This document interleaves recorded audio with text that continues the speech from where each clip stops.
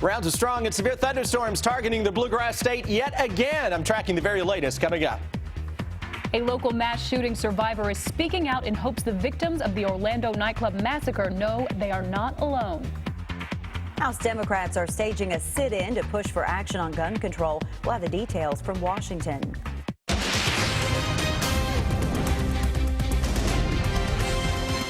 WKYT News starts now with First Alert Weather.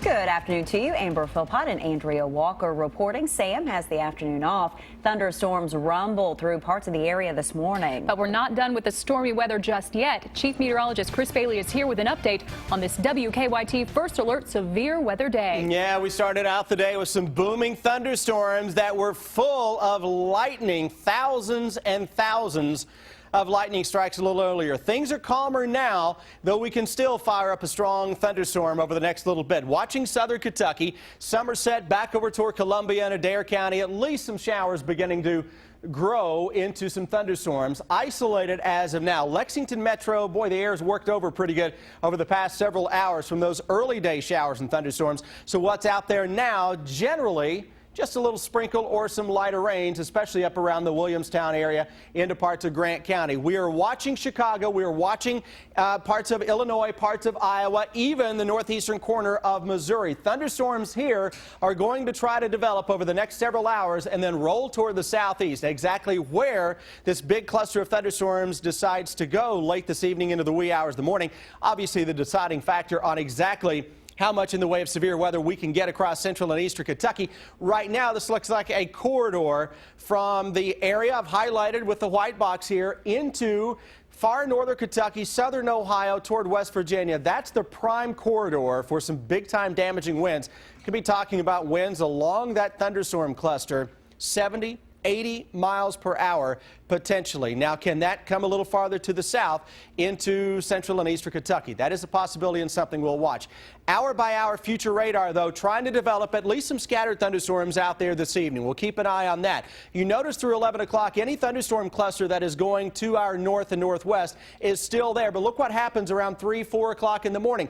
Here comes what may be known as a derecho. That's a long-lived damaging wind event from thunderstorms, and that may be a very close call with much of our region as we go into later tonight. We'll detail that and look ahead toward another round tomorrow in just a few.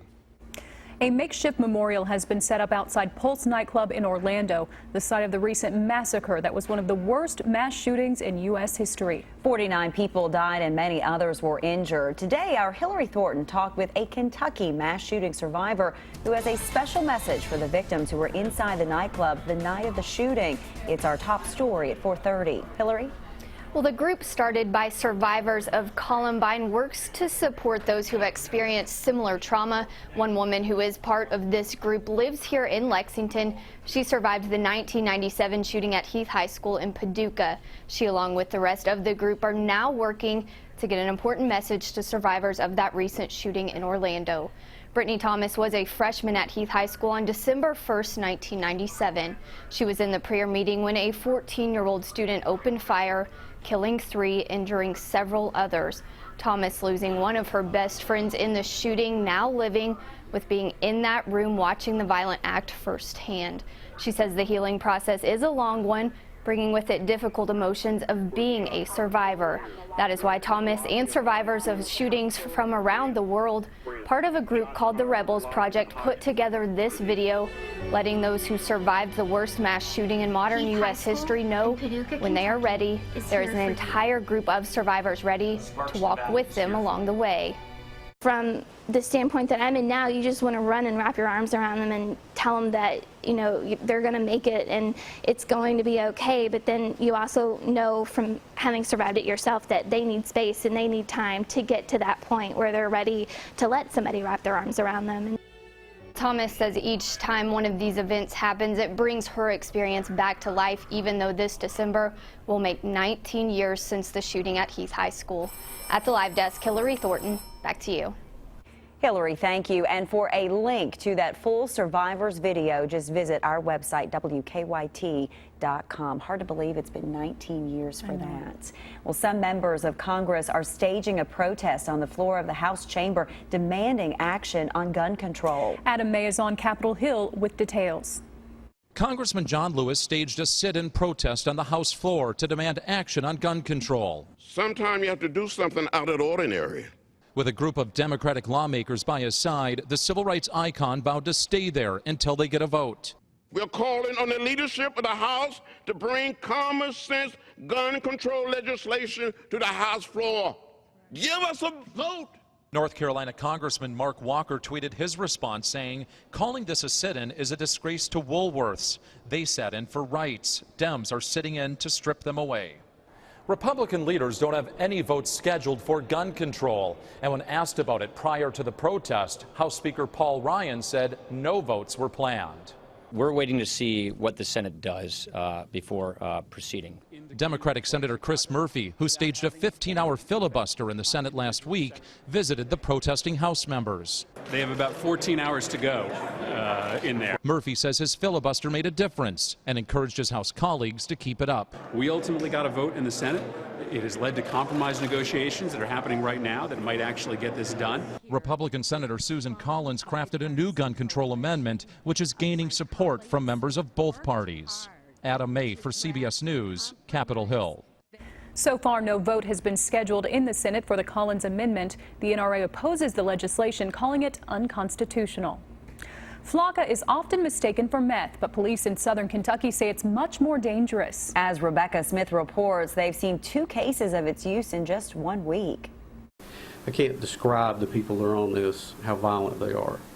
Flocka first appeared in eastern Kentucky last year. Officers thought they tackled the issue, but in the past week they've already encountered the synthetic drug twice. If you've ever seen the movie Exorcist, just picture her in the bed in the movie Exorcist, because that's what these people look like that are on this. A lot of people do not know that they're actually getting drugs with these synthetics in them. Oftentimes Flocka is cut with meth, catalyzing its effects. Bottled meth, which is about 40 to 60% purity, but ice is about 97 to 98% pure. And you take that and you mix Flocka with it, the potency level of it is just unreal. So we just want people to stop and think for a second. You know, do you really trust your dealer? Officers say they're doing everything they can to try to keep this curse off their streets. Rebecca Smith, WKYT. State legislators are currently trying to fight this Flocka epidemic. House Bill 4 seeks to stiffen penalties and stop the use of synthetic drugs, making both possession and trafficking felonies rather than misdemeanors. A busy Lexington road is back open today after construction crews hit a gas line overnight. Both directions of traffic on South Broadway from Dakota Court to Virginia Avenue were closed for several hours, causing backups during the morning commute and forcing drivers to look for alternate routes. The road was shut down around 3 o'clock this morning when crews hit the gas line while replacing sewer lines. Just days after it opened, a new roller coaster at Dollywood has been shut down because of recalled parts. Lightning Rod is the world's fastest wooden coaster. The $22 million investment is now undergoing some maintenance work. A spokesperson for the park says a picture of smoke coming from the coaster that is on social media this week is unrelated to that recall. The scorching heat is beginning to let up in the Southwest, but firefighters are still busy battling dozens of wildfires, including 2 near Los Angeles that could merge into one. As Chris Martinez reports from Duarte, some evacuees are now returning home. As fire burns not far from his home, Roberto Ramos is packed up and ready to evacuate. If it passes that barricade that they did last night, let's go straight to here. And if they say you got to go, we're ready to go, though. The 2 fires burning near Los Angeles, called the San Gabriel complex, first flared up Monday, charring thousands of acres and forcing hundreds to evacuate. Some residents are being allowed back home today. Fire officials saying cooler temperatures are helping. The day of the fire that it started was record heat. And then yesterday was still very hot. Today is better. More than 1,000 firefighters are fighting these 2 massive wildfires here. They are among 5,000 firefighters battling blazes across California. Near San Diego, firefighters are just beginning to contain a fire that's burned at least 6,000 acres. And in Santa Barbara County, the nearly 8,000-acre Sherpa fire is almost fully contained. In southern Utah, a fire burning more than 500 acres is gaining momentum, while in New Mexico, the Doghead fire has scorched at least 28 square miles. More than 60 fires are burning across the West, and the fire season has just begun. Chris Martinez, CBS News, Duarte, California. The extreme temperatures are hampering firefighting efforts. Excessive heat warnings are in effect today in southeastern California, southern Nevada, and western Arizona. The STRIDE program offers therapeutic recreation, community activities, and everyday skills for people with disabilities. Our Deanne Stevenson's out and about with more on how they're preparing for their big fundraiser. Hey, Deanne.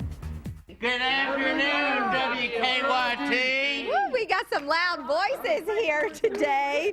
We are here at STRIDE with a lot of happy faces. They've been working hard today on some of the different activities that they do here in the STRIDE program in Winchester, Kentucky. We have Lauren Fraser with us. What is STRIDE? STRIDE is a program for adults and even kids now with disabilities. And so what lots of our funding goes towards is scholarships for some of our lower income families, and that way they can come and participate in our program. And we also go on lots of trips. Our Special Olympics, tons of funding goes towards that. And they have tons of fun. I'm going to hang out here the rest of the day. You guys like to have some fun around here, don't you? They're like, absolutely. Now, when you mention the funding, there are ways for folks to help with that funding. And this weekend is a perfect example. What's going on? This is our biggest fundraiser. It's going to be the STRIDE Wild Game Dinner and Auction this Friday, June 24th, here in Winchester at Stock Farm. And we're really excited. We have Hannah McCauley from Whitetail Heaven Outfitters. She's coming over here to actually do an amazing meal for us. And then we have lots of silent and live auction items. As you can see, we have earrings from the castle. We have bundle baskets from My Favorite Things and Grasshopper and Peggy's Gifts. We even have some, since it is a wild game dinner, we do try to cater towards our outdoorsy folks. Right. So here you can see we have from Walk On Archery for good bow hunting there. Our live auction, some of our things that we have are our private bourbon tasting and tour for 6 people with Fred No from Jim Beam. We have a week stay in Jamaica. Oh, yeah. It's awesome. Keep talking. 3-day bow hunt in Texas. 2-day guided hunt for turkeys at Whitetail Heaven. Gray's Market here in Clark County is amazing. He's actually going to come to your home, show you how to make the food for 4 people. Oh, I'm awesome. We have a week stay at Polly's Island. We have Bengals tickets, UK tickets. We have a little bit of everything. We it looks like for every person. So how do folks get tickets for Friday night? So for tickets, you can go down to Court Street Gifts here in Winchester. You can go to Bypass Liquor here in Winchester. You can also just purchase them at the gate. And check it out online as well? Yes, at strideky.org. It'll take you right to our Facebook page so you can see what all is going on. Oh my goodness, it sounds like a ton of fun. Wild Game Dinner and Auction happening Friday night here in Winchester. I'm going to give it back to them. Say adios. Adios. Back to you guys. Sounds fun, Deanne. Thank you. Bryan Cranston is joining Power Rangers. The Breaking Bad star tweeted that he will play the mighty Zordon in the upcoming movie that comes out in March of 2017. The 6-time Emmy winner told his followers that he was excited to be part of this highly anticipated reboot. After Cranston broke the news, the official Power Rangers Twitter account congratulated him. Elizabeth Banks, Becky G, Ludi Lin, Decree Montgomery, Naomi Scott, and R.J. Seiler are also starring in the movie. It's based on the Power Rangers franchise, which started with a popular TV show, Mighty Morphin Power Rangers, in the 90s. We appear to be clear right now, but we know those storms are still hanging around with us. Oh, yeah, they always do. They never just leave gracefully, do they? All right, let's head over to Chris. Later tonight, tomorrow, we are going to get more in the way of storms across the area. Coming at us in waves, northwest, southeast. Right now, it's upper 70s, low 80s across the entire area. You've got a front that is stalled out, and we can still fire up a thunderstorm or two. Defender Radar Network showing mainly just a light shower or two that's out there now. The farther south that we go, the better the chance for maybe a little popcorn thunderstorm over the next hour or two. Then we're going to watch the northwestern sky for some bigger storms later tonight. Let's get a quick check on traffic and see how things are looking breaking out there across central and eastern Kentucky, and not a whole lot of action as of now. Nothing impacting the roads into Lexington, at least not showing up. Your traditional slowdowns, Nicholasville Road, New Circle Road this time of day, dealing with some backups as it's stop and go across New Circle right now. Chris, thank you. A bounce house takes flight, raining ducks, and a teen trapped in a Barney costume. It's the video that will have you talking. Take a look at this. Surreal video captured an unusual flying object in the skies of New York. The object you're seeing is an inflatable bounce house. Strong winds carried it off from a birthday party right into some power lines. Witnesses say kids jumping in the bounce house made it out safely, thank goodness, just moments before the winds caused it to take flight. Utility workers had to temporarily shut off power to the nearby area to remove the inflatable house from the lines. Luckily, no injuries were reported. That is a scary sight to see there. Well, what goes up must come down, and what came down on a family in Florida gives new meaning to the warning duck. As a family spending a day at Busch Gardens was making their way to a kiddie ride, several baby ducks began raining down on top of them from a nest perched on the edge of a stone wall. Well, the dad quickly used his hands to catch the falling hatchlings so they wouldn't get hurt. The family then delivered the little guys to park staff, who eventually reunited them with the mama duck. That is a sight in itself as well. Gently. Very good. A teen who was joking around got in a situation that was no joke when she put on the head of a Barney the dinosaur costume as a prank, and it got stuck. Of course, the teens and her friends tried to pull the head off, but eventually had to call firefighters to assist her. And of course, as all good friends do, they put that right on social media. Absolutely. So it will live forever for that girl. My goodness.